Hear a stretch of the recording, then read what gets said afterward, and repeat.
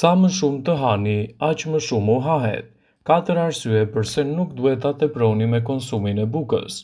Buka është padyshim e mrekullueshme, por në disa gjasa mund të mos jetë edhe aq.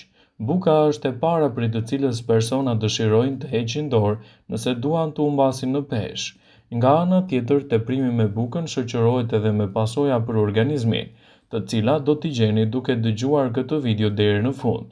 Por cilat janë arsyet pse nuk duhet ta teproni me konsumin e bukës në rutinën tuaj ditore?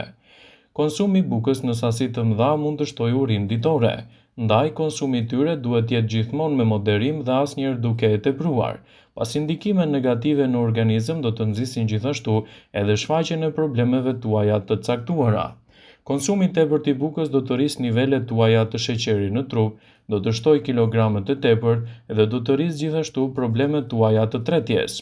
Buka duhet jetë një mënyrë për të nisur ditën, por asnjëherë duke e tepruar.